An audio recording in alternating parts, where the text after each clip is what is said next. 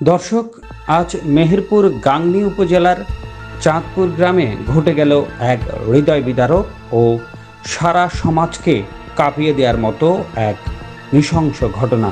মাত্র ৯ বছর বয়সী নিরীহ এক শিশু, যিনি জীবনের শুরুতেই এক অমানবিক ও বর্বর অপরাধের শিকার হলেন। অভিযুক্ত শাকিল হোসেন এক যুবক, যিনি হাতে দেশীয় অস্ত্র হালুয়া নিয়ে ঘৃণ্যতার সর্বোচ্চ সীমা লঙ্ঘন করে এই নিষ্ঠুর কাণ্ড ঘটিয়েছেন।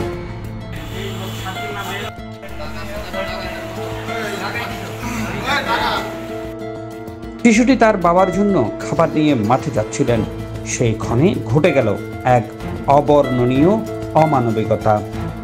স্থানীয় জনতার চোখে দেখে ধরা দিলেন এই সন্ত্রাসীকে। তাদের রোষ আর উত্তেজনা ছিল অপ্রতিরোধ্য। গণপিটুনি দিয়ে তারা তাকে কঠোর শাস্তির জন্য পুলিশের হাতে সোপর্দ করলেন। এই সাহসী ও দ্রুত প্রতিক্রিয়ায় সমাজের ন্যায় বিচারের এক নতুন দৃষ্টান্ত স্থাপন করল।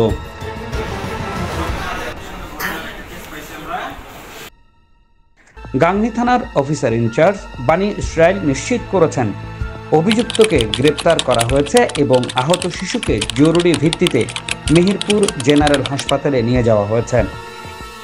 এই দুঃখজনক কাণ্ড আমাদের সামনে আবারও তুলে ধরল কতটা ঝুঁকির মধ্যে আছে আমাদের ছোট নেকমনা প্রাণগুলো।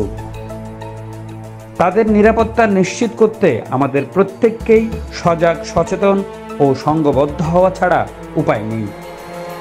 আমাদের আহ্বান, শিশুদের নিরাপত্তা নিশ্চিত করা আমাদের সম্মিলিত দায়িত্ব। অপরাধীদের বিরুদ্ধে কঠোর আইনানুগ ব্যবস্থা নিতে হবে। একটি নিরাপদ সমাজ গড়তে সবাইকে এগিয়ে আসতে হবে। স্মরণ রাখুন, শিশুরা আমাদের ভবিষ্যৎ। তাদের জীবন ও সুরক্ষা ছাড়া দেশের উন্নয়ন অসম্ভব।